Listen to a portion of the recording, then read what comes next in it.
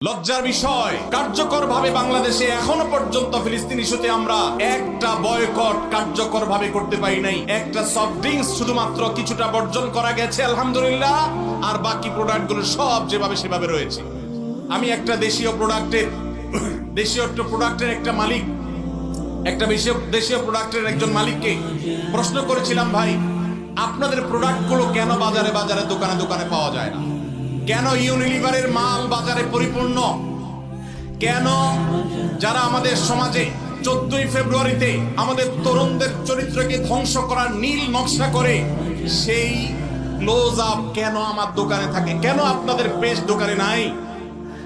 আমাকে সেই বাংলাদেশি কোম্পানির মালিক, বাংলাদেশি প্রোডাক্ট তৈরি করেন সেই ব্যবসা প্রতিষ্ঠানের মালিক, তিনি আমাকে বলছেন, ভাই লজ্জার কথা, আমাদের দেশে এক শ্রেণীর, সবাই নয়, এক শ্রেণীর অসাধু কর্মকর্তা কর্মচারী আছে সরকারি অফিসগুলোতে, যারা এই সমস্ত ইয়াহুদি কোম্পানিগুলো, বিদেশি কোম্পানিগুলো থেকে টাকা পয়সা খেয়ে, ঘুষ খেয়ে তাদের জন্য সকল সুযোগ সুবিধা, সকল ফ্যাসিলিটিসকে এমন ভাবে প্রোভাইড করে যে আমরা দেশীয় প্রোডাক্ট যারা প্রস্তুত করি, তৈরি করি, তারা তেমন কোনো সুবিধা করতে পারি না।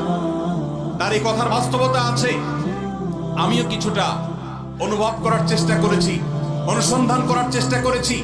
দুর্ভাগ্যজনক বাস্তবতা, আমরা সাধারণ মানুষও আমাদের নিজস্ব উদ্যোগে ইয়াহুদিদের পণ্য মুক্ত আমাদের বাসা করব, সেটা আমরা করতে পারি নাই। মনে রাখবেন, আপনি যদি ইয়াহুদিদের পেস্ট না কিনেন, তাদের সাবান না কিনেন, তাদের প্রসাধনী না কিনেন, তাদের কোন প্রকার আইটেম আপনি না কিনে তার জায়গায় যদি একটা মুসলিম দেশের তৈরি করা, আপনার নিজের দেশের তৈরি করা কোনো জিনিস আপনি নেন, কোয়ালিটি যদি একটু খারাপ হয়, দাম যদি একটু বেশিও পড়ে, আপনার এই কিনার কারণে, এই যে আপনি স্যাক্রিফাইস করলেন, একটু কম কোয়ালিটির জিনিস নিলেন, আবার দাম একটু বেশি দিলেন, এই স্যাক্রিফাইসটা কিয়ামতের ময়দানে ফিলিস্তিন ইস্যুতে আপনি আপনার ন্যূনতম দায়িত্বটা পালন করতে পেরেছেন, এই হিসাবে আল্লাহর কাছে হাজির হবে। এর সওয়াব আপনি আল্লাহর কাছে লাভ করবেন ইনশাআল্লাহ। আমরা কারা কারা আছি ইয়াহুদিদের পণ্য মুক্ত করব আমাদের বাসাগুলোকে? কারা কারা আছে? আল্লাহ আমাদের সবাইকে তৌফিক দান করুন। আমাদের বাসা বাড়িতে ইয়াহুদি পণ্য থাকবে না, ঠিক আছে তো ইনশাআল্লাহ?